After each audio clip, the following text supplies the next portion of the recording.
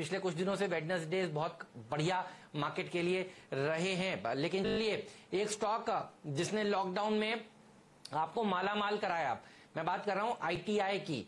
ITI का 6 महीने का डायरेक्टर साहब एक बार चार्ट दिखाइए।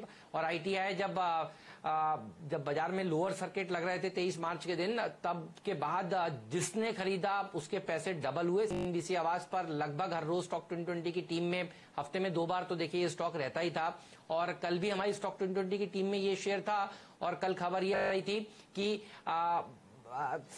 टेक महिंद्रा और आईटीआई मिलकर देखिए बोलियां लगाएंगे और 9,000 करोड़ रुपए के आसपास के बीएसएनएल के जो ऑर्डर्स हैं, जो चाइना से अब हम नहीं लेने वाले माल, देखिए वो दरअसल पूरे होते हुए नजर आएंगे। और खबर ये भी आ रही थी कि भारत की कंपनियां सक्षम हैं, तो हमने सोचा क्यों ना आईटीआई के मैनेजमेंट को इनवाइट किया जाए, उनसे ही समझा जाए कि कैसे होंगी ये बोलियां, आईटीआई का क्या रोल होगा। क्योंकि ये स्टॉक आप देखिए हर हफ्ते भागता हुआ आपको दिखेगा। डायरेक्टर साहब एक बार प्लीज दिखाइए 6 महीने का चार्ट, ताकि जो हम कह रहे हैं वो लोगों को समझ में आए। जो ताजा इन्वेस्टर्स और ट्रेडर्स हमारे साथ जुड़े हुए हैं, जो पहले से जुड़े हुए हैं, वो तो देख ही रहे हैं आईटीआई किस तरह से भाग रहा है। तो स्वागत है RM अग्रवाल साहब, और बधाई आपको, आपकी लीडरशिप में जिस तरह से कंपनी ने बढ़िया प्रदर्शन दिखाया है। लॉकडाउन के समय में भी हम आपकी प्रेस रिलीज सुनते थे, कभी खबरें आती थी कि आप शील्ड बनाने का काम कर रहे हैं, कभी खबरें आती थी कि आप वेंटिलेटर्स किस तरह से बनाए जाएं इसके ऊपर काम कर रहे हैं। और अब खबर ये आई है कि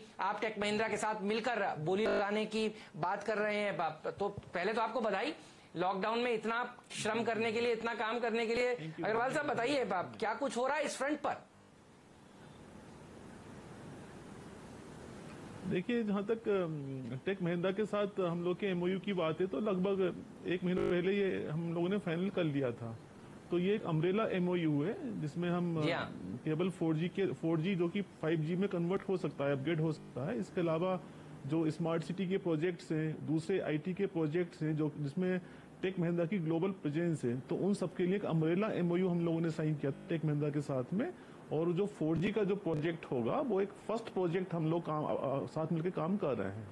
क्योंकि जैसा आप सबको मालूम है कि ऑलरेडी जो बीएसएनएल का टेंडर था, जिसमें पहले सारी कंपनीज एलिजिबल थी, मल्टीनेशनल कंपनीज एलिजिबल थी, तो अब भारत सरकार ने निर्णय ले लिया है कि चाइनीज कंपनी को बाहर कर दिया है।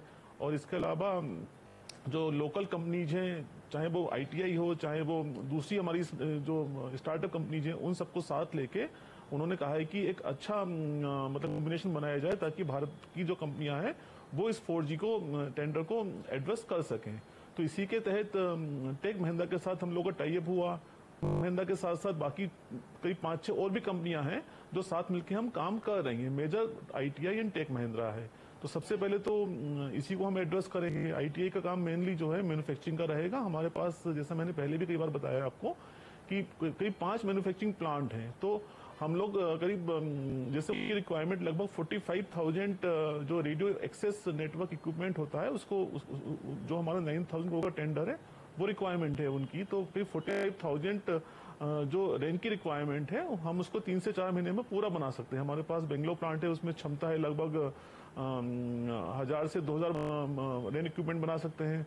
सिमिलरली ऐसे ही इतनी क्षमता हमारे पास दूसरे प्लांट्स में है। तो इस टेंडर को एड्रेस करने के लिए पूरा हम लोग कैपेबल हैं और इसको हम मिलकर साथ साथ काम करेंगे। इसके अलावा और भी टेक्नोलॉजी में हम लोग काम कर रहे हैं, काम करना शुरू कर दिया है। बिल्कुल, तो आप कह रहे हैं आप इस पे काम कर रहे हैं, क्योंकि 9,000 करोड़ रुपए का ये बड़ा टेंडर होगा, जिसमें आपका और टेक महिंद्रा का लाइन शेयर आप खुद कह रहे हैं होने वाला है।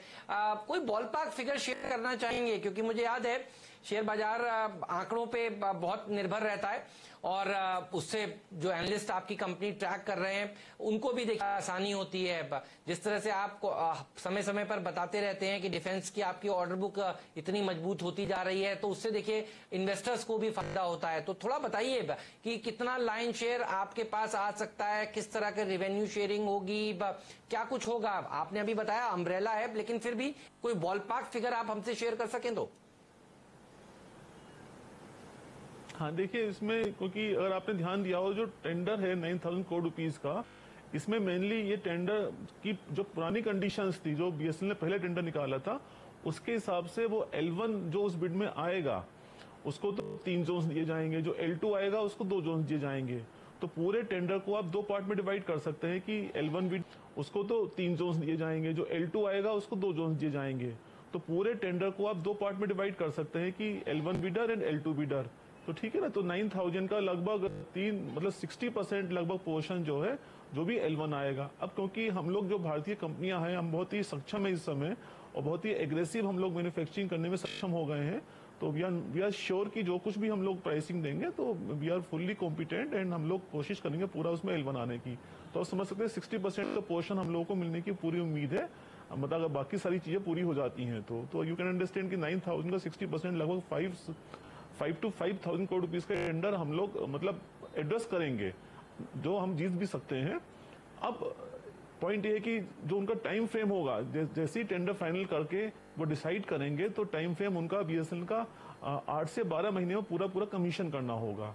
तो आप ये समझ सकते हैं कि इस साल के लास्ट क्वार्टर से लेके अगले साल के लगभग अगले साल पूरा आप लगा लीजिए, उसमें इस रेवेन्यू के आने की उम्मीद है। मतलब हम साथ मिलकर एड्रेस करेंगे, जब भी हम टेंडर देंगे उसके बाद काम अवार्ड करने में 1-2 महीना लग जाता है।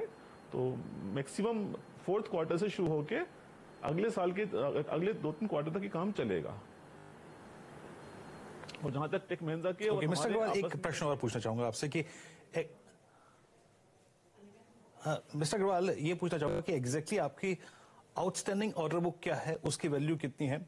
और एक और चीज, अभी तो हमने शायद ये जेवी के बारे में प्रश्न किया, लेकिन चाइनीज कंपनीज का इस पूरे टेलीकॉम इक्विपमेंट के कारोबार से भारत के बाहर होने का एग्जैक्टली मतलब क्या है? कितना कारोबार इंडियन कंपनीज के लिए खुलेगा और अगले 1-1.5 साल 2 साल में उसमें से आप कितना लेने में सक्षम रहेंगे, कैपेबल रहेंगे इंडस्ट्री के लास्ट कुछ ईयर के स्टैट्स को देखते हुए? एक तो अभी जो हमारा आउटस्टैंडिंग अमाउंट है, अभी भी लगभग 2600 करोड़ रुपए का आउटस्टैंडिंग अमाउंट है जो 31 मार्च को ईयर हमारा क्लोज हुआ है। उसमें मेजर पोर्शन दोबारा से वही BSNL का है, लगभग 1400 करोड़ रुपए का BSNL का पोर्शन है। इसके बाद BBL के प्रोजेक्ट के जो महाराष्ट्र का चल रहा है हमारा प्रोजेक्ट, और रात का प्रोजेक्ट चल रहा है उसका पोर्शन है। इसके अलावा बाकी डिफरेंट ऑर्गेनाइजेशंस का है। तो मतलब लेकिन अगर आप देखेंगे जो रिसीवेबल्स है हमारे, क्योंकि हमारे रेवेन्यू इस समय लगभग लास्ट ईयर से 30% की ग्रोथ हुई है, तो जो रिसीवेबल टर्नओवर डेज है वो हमारा काफी कम हुआ है, पहले से लगभग 20% डाउन हुआ है। पहले वो 425-430 हुआ करता था, जो घट के लगभग 360 डेज का हो गया है। तो ओवरऑल पीरियड ओवरऑल जो हमारा जो मतलब रिसीवेबल्स का रिकवरी डेट टाइम है वो धीरे धीरे कम हो रहा है। और लास्ट क्वार्टर में ये कंसिडरेबल अमाउंट पे कम होता, लेकिन क्योंकि कोविड की वजह से जो रिकवरीज होनी थी वो नहीं हो पाई, तो धीरे धीरे अब हम देखेंगे कि इस रिकवरी साइकिल को भी हम लोग फोकस में ले आए हैं। हम लोगों ने डिफरेंट टीम बना दी है, वो सब अपना अपना काम कर रही है। तो इस साल एक अच्छा खासा इसमें मतलब इम्प्रूवमेंट आएगा रिकवरी साइकिल में। जहां तक आपने जो सेकंड क्वेश्चन पूछा कि चाइना बारिंग से क्या इफेक्ट पड़ेगा, तो देखिए इफेक्ट तो जो भी आता है वो धीरे धीरे आता है। जैसे अभी 4G 5G का हम लोगों ने चाइना का बाहर नहीं हो रहा उससे पहले तैयारी शुरू कर ली थी, तो वो इफेक्ट चाइना का बाहर होता है नहीं हो रहा, तब भी हम बहुत कॉम्पिटेंट थे। इसके अलावा जो बाकी के इक्विपमेंट हैं जिसमें हमारे राउटर्स हैं, अभी राउटर्स इंडिया में कॉम्पिटेंसी कम है बनाने की, इस तरफ भी हम लोग बहुत तेजी से जा रहे हैं। मोबाइल फोन का भी हम लोगों ने सोचना शुरू कर दिया है। इसी तरह से जैसे ऑलरेडी जो हमारी प्रोडक्ट लाइन है उसमें भी हम एक्सपेंशन कर रहे हैं। जैसे सोलर पैनल था, सोलर पैनल हम लोग बहुत बना रहे हैं, बट चाइना की वजह से उसमें प्रॉब्लम आती थी कि वो चीप इंपोर्ट की वजह से वो हमारा सोलर पैनल उतना सक्सेसफुल नहीं हो पा रहा था मार्केट में, और हम केवल उसको अपने ही प्रोजेक्ट में यूज करते थे। अब जैसे गवर्नमेंट ने 25% का जैसे इंपोर्ट ड्यूटी लगाई है, उससे बहुत फर्क पड़ेगा हम लोगों को, और हम लोग जितने भी सोलर प्लांट्स हैं उसमें अच्छा खासा योगदान कर पाएंगे। इसी तरह से अब जैसे स्मार्ट एनर्जी मीटर था, तो स्मार्ट एनर्जी मीटर के लिए भी हम लोगों के जो टाई अप्स थे चाइना के साथ में, अब हम अपनी टेक्नोलॉजी डेवलप करके उसको हम बनाना शुरू करेंगे। इसी तरह से जो हमारा लैंड बैंक है, जो आपको पहले भी मैंने बताया था कि करीब मोर देन 450 एकड़ का लैंड बैंक तो हमारे पास बेंगलोर में ही है। इसके अलावा और भी हमारे पास प्लांट है, तो उसमें हम लोगों के पास डिफरेंट ग्लोबल मैन्युफैक्चरर्स आ रहे हैं जो कि हमारे साथ मैन्युफैक्चरिंग भी करना चाहते हैं और हमारे लैंड बैंक को यूज भी करना चाहते हैं।